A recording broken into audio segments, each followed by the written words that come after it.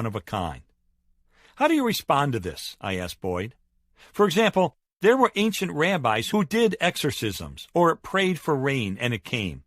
So some scholars have said Jesus was merely another example of a Jewish wonder worker. Do those parallels hold up? I was about to see Boyd, the debater, in action, as he responded point by point to a complex issue without the benefit of notes.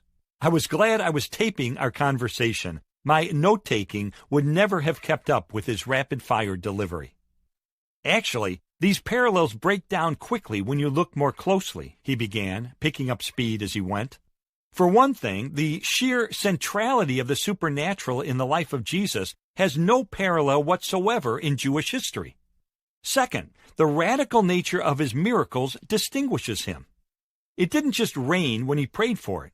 We're talking about blindness, deafness, leprosy, and scoliosis being healed, storms being stopped, bread and fish being multiplied, sons and daughters being raised from the dead. This is beyond any parallels. Third, Jesus' biggest distinctive is how he did miracles on his own authority.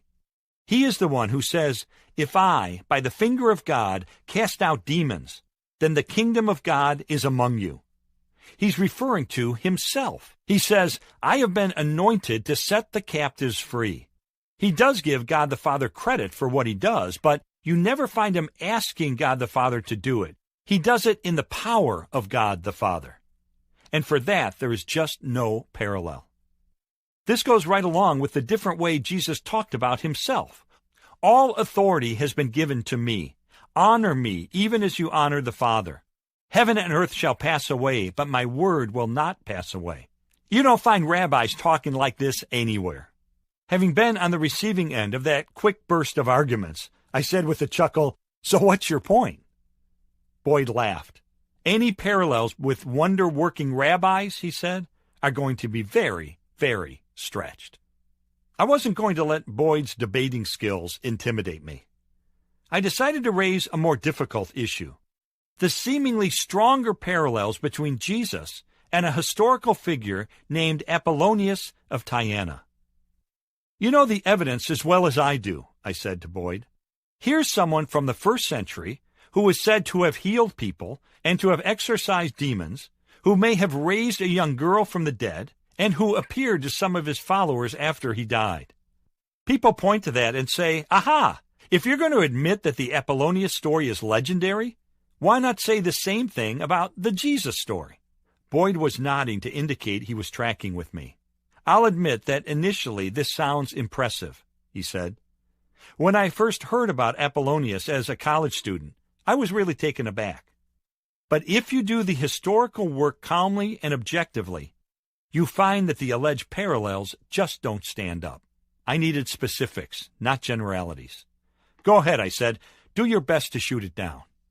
"Okay, well, first, his biographer, Philostratus, was writing a century and a half after Apollonius lived, whereas the Gospels were written within a generation of Jesus. The closer the proximity to the event, the less chance there is for legendary development, for error, or for the memories to get confused. Another thing is that we have the 4 Gospels, corroborated with Paul, that can be cross-checked to some degree with non-biblical authors like Josephus and others. With Apollonius, we're dealing with one source. Plus, the Gospels pass the standard tests used to assess historical reliability, but we can't say that about the stories of Apollonius. On top of that, Philostratus was commissioned by an empress to write a biography in order to dedicate a temple to Apollonius. She was a follower of Apollonius, so Philostratus would have had a financial motive to embellish the story and give the empress what she wanted. On the other hand, the writers of the Gospel had nothing to gain and much to lose by writing Jesus' story, and they didn't have ulterior motives such as financial gain. Also, the way Philostratus writes is very different than the Gospels. The Gospels have a very confident eyewitness perspective, as if they had a camera there.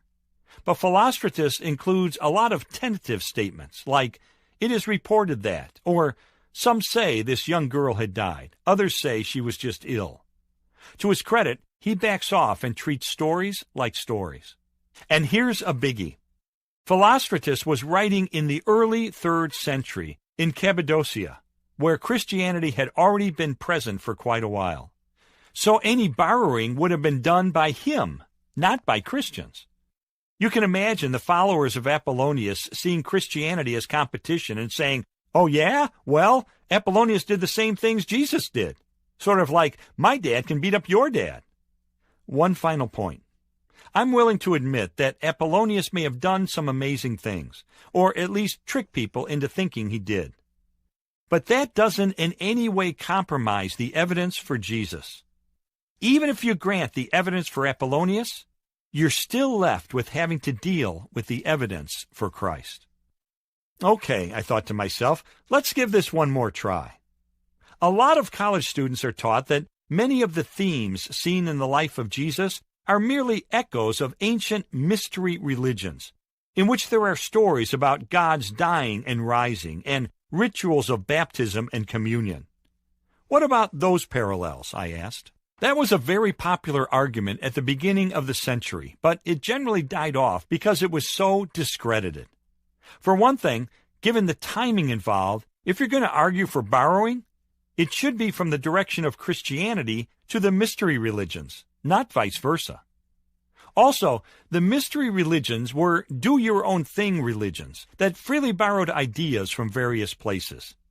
However, the Jews carefully guarded their beliefs from outside influences. They saw themselves as a separate people and strongly resisted pagan ideas and rituals. To me, the most interesting potential parallels were the mythological tales of God's dying and rising. Aren't those stories similar to Christian beliefs, I asked? While it's true that some mystery religions had stories of God's dying and rising, these stories always revolved around the natural life cycle of death and rebirth, Boyd said. Crops die in the fall and come to life in the spring. People express wonder of this ongoing phenomenon through mythological stories about God's dying and rising. These stories were always cast in a legendary form. They depicted events that happened once upon a time. Contrast that with the depiction of Jesus Christ in the Gospels. They talk about someone who actually lived several decades earlier, and they name names. Crucified under Pontius Pilate, when Caiaphas was the high priest, and the father of Alexander and Rufus carried his cross, for example. That's concrete historical stuff. It has nothing in common with stories about what supposedly happened once upon a time.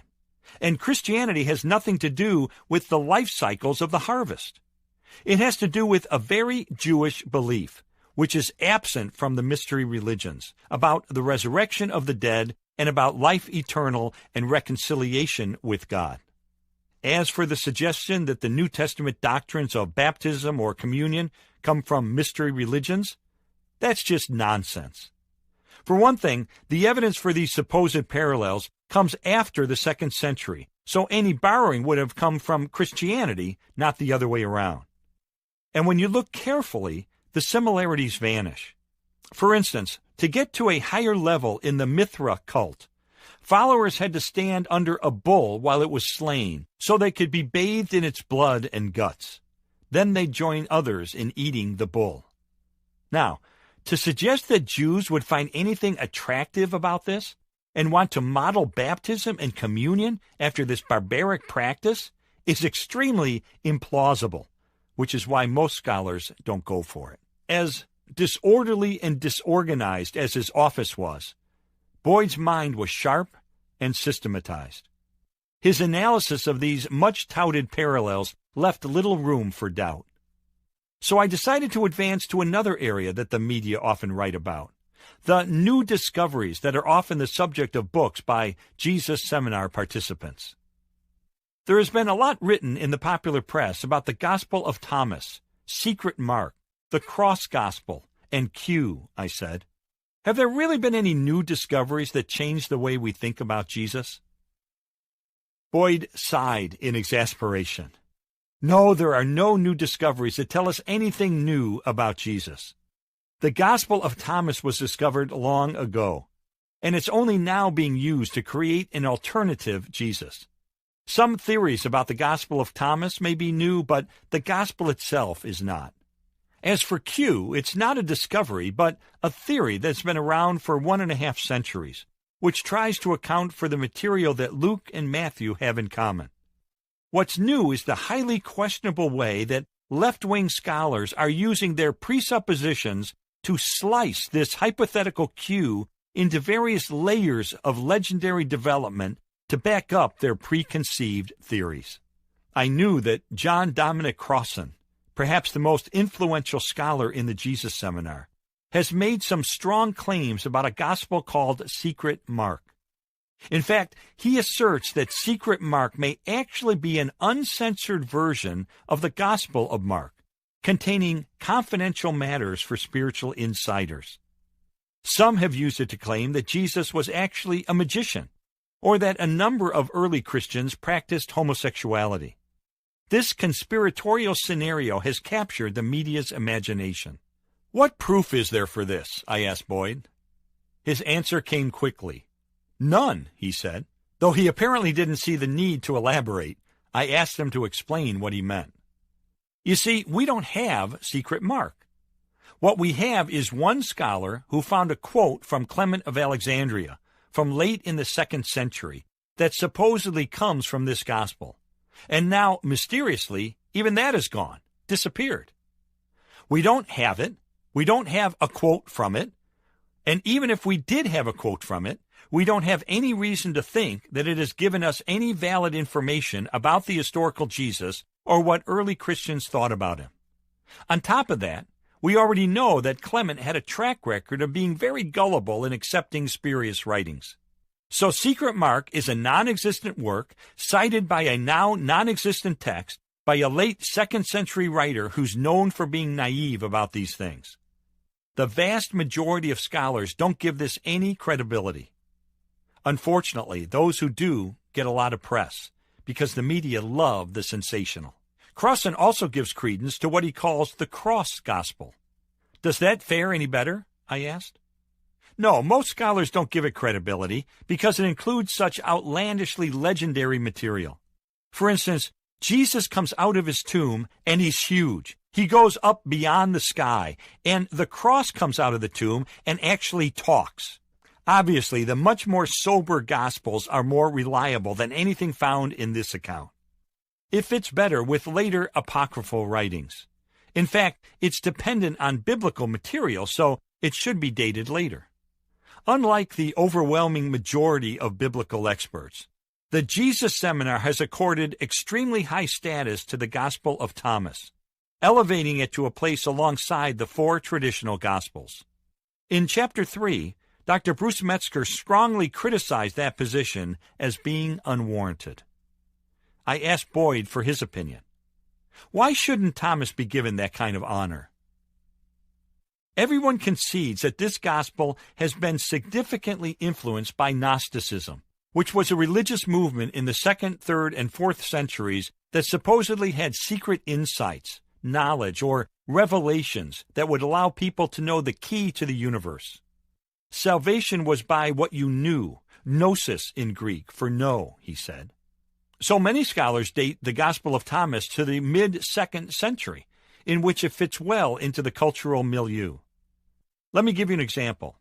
Jesus is quoted as saying, "Every woman who will make herself male will enter the kingdom of heaven." That contradicts the attitude that we know Jesus had toward women, but it fits well with the Gnostic mindset. However, the Jesus Seminar has arbitrarily latched onto certain passages of the Gospel of Thomas and has argued that these passages represent an early strand of tradition about Jesus, even earlier than the canonical Gospels. Because none of these passages include Jesus making exalted claims for himself or doing supernatural feats, they argue that the earliest view of Jesus was that he was only a great teacher. But the whole line of reasoning is circular. The only reason for thinking these passages in Thomas are early in the first place is because they contain a view of Jesus that these scholars already believed was the original Jesus.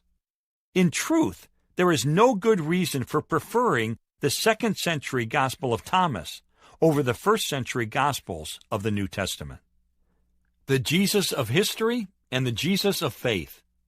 The Jesus Seminar believes there's a big gulf between the two. In its view, the historical Jesus was a bright, witty, countercultural man who never claimed to be the Son of God, while the Jesus of faith is a cluster of feel-good ideas that help people live right but are ultimately based on wishful thinking. There's not just a gulf between the Jesus of history and the Jesus of faith, Boyd said as I brought up this subject. If you discredit everything that says Jesus is divine and reconciles people with God, there's an outright contradiction between the two. Generally speaking, they define the Jesus of faith this way. There are religious symbols that are quite meaningful to people. The symbol of Jesus being divine, of the cross, of self-sacrificial love, of the resurrection. Even though people don't really believe that those things actually happened, they nevertheless can inspire people to live a good life, to overcome existential angst, to realize new potentialities, to resurrect hope in the midst of despair, blah, blah, blah. He shrugged his shoulders. Sorry, he said, I've heard this stuff so much, it comes out of my ears. So these liberals say historical research can't possibly discover the Jesus of faith because the Jesus of faith is not rooted in history. He's merely a symbol, Boyd continued. But listen, Jesus is not a symbol of anything unless he's rooted in history. The Nicene Creed doesn't say, we wish these things were true. It says, Jesus Christ was crucified under Pontius Pilate, and on the third day he rose again from the dead, and it goes on from there. The theological truth is based on historical truth. That's the way the New Testament talks. Look at the sermon of Peter in the 2nd chapter of Acts. He stands up and says, you guys are a witness of these things. They weren't done in secret. David's tomb is still with us, but God has raised Jesus from the dead. Therefore, we proclaim him to be the Son of God. Take away miracles, and you take away the resurrection, and then you've got nothing to proclaim. Paul said that if Jesus wasn't raised from the dead, our faith is futile, it's useless, it's empty. Boyd stopped for a moment. His voice dropped a notch, from preaching mode to a more intense expression of personal conviction. I don't want to base my life on a symbol, he said resolutely. I want reality, and the Christian faith has always been rooted in reality. What's not rooted in reality is the faith of liberal scholars. They're the ones who are following a pipe dream. But Christianity is not a pipe dream. We had spent a lot of time talking about the Jesus of the Jesus Seminar, a symbolic Jesus, but one who's impotent to offer the world anything except the illusion of hope. But before we left, I wanted to hear about the Jesus of Gregory Boyd. I needed to know whether this Jesus he researches and writes scholarly books about as a theology professor is the same Jesus he preaches about in his church on Sunday mornings. Let me get this straight, I said. Your Jesus, the Jesus you relate to, is both a Jesus of history and a Jesus of faith. Boyd clenched his fist for emphasis, as if I just scored a touchdown. Yes, that's it exactly, Lee, he exclaimed. Moving to the very edge of his chair, he spelled out precisely what his scholarship and what his heart have brought him to believe. It's like this. If you love a person, your love goes beyond the facts of that person, but it's rooted in the facts about that person. For example, you love your wife because she's gorgeous, she's nice, she's sweet, she's kind. All those things are facts about your wife, and therefore you love her. But your love goes beyond that. You can know all these things about your wife and not be in love with her and put your trust in her, but you do. So the decision goes beyond the evidence, yet it is there also on the basis of the evidence. So it is with falling in love with Jesus. To have a relationship with Jesus Christ goes beyond just knowing the historical facts about him. Yet it's rooted in the historical facts about him. I believe in Jesus on the basis of the historical evidence, but my relationship with Jesus goes way beyond the evidence. I have put my trust in him and walk with him on a daily basis. I interrupted to say, yes, but will you acknowledge that Christianity makes some claims about Jesus that are just plain hard to believe? Yes, of course I do, he replied. That's why I'm glad we have such incredibly strong evidence to show us they're true. For me, he added, it comes down to this. There's no competition. The evidence for Jesus being who the disciples say he was, for having done the miracles that he did, for rising from the dead, for making the claims that he did, is just light years beyond my reasons for thinking that the left-wing scholarship of the Jesus Seminar is correct. What do these scholars have? Well, there's a brief allusion to a lost secret gospel in a late 2nd century letter that has unfortunately only been seen by one person and has now itself been lost. There's a 3rd century account of the crucifixion and resurrection that stars a talking cross and that less than a handful of scholars think predates the Gospels. There's a 2nd century Gnostic document, parts of which some scholars now want to date early to back up their own preconceptions. And there is a hypothetical document built on shaky assumptions that is being sliced thinner and thinner by using circular reasoning. Boyd flopped back in his chair. No, I'm sorry, he said, shaking his head. I don't buy it. It's far more reasonable to put my trust in the Gospels, which passed the tests of historical scrutiny with flying colors, than to put my hope in what the Jesus Seminar is saying. Back at my hotel, I mentally played back my interview with Boyd. I felt the same way he did. If the Jesus of faith is not also the Jesus of history, he's powerless and he's meaningless. Unless he's rooted in reality, unless he established his divinity by rising from the dead, he's just a feel-good symbol who's as irrelevant as Santa Claus. But there's good evidence that he's more than that. I had already heard well-supported eyewitness, documentary, corroborating, and scientific evidence supporting the New Testament claim that he is God incarnate, and I was getting ready to hit the road again to dig out even more historical material about his character and resurrection. Meanwhile, Gregory Boyd isn't a lone voice crying out against the Jesus Seminar.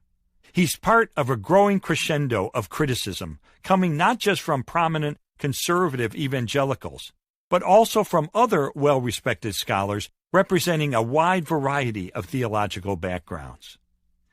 An example was as close as my motel's nightstand, where I reached over to pick up a book called The Real Jesus, which I had recently purchased. Its author is Dr. Luke Timothy Johnson, the highly regarded professor of New Testament and Christian origins at the Candler School of Theology of Emory University. Johnson is a Roman Catholic who was a Benedictine monk before becoming a biblical scholar and writing a number of influential books. Johnson systematically skewers the Jesus Seminar, saying it by no means represents the cream of New Testament scholarship. It follows a process that is biased against the authenticity of the gospel traditions, and its results were already determined ahead of time. He concludes, this is not responsible or even critical scholarship. It is a self-indulgent charade. He goes on to quote other distinguished scholars with similar opinions, including Dr. Howard Clark Key, who called the Jesus Seminar an academic disgrace, and Richard Hayes of Duke University, whose review of the 5 Gospels asserted that the case argued by this book would not stand up in any court. I closed the book and turned off the light. Tomorrow I'd resume my hunt for evidence that would stand up.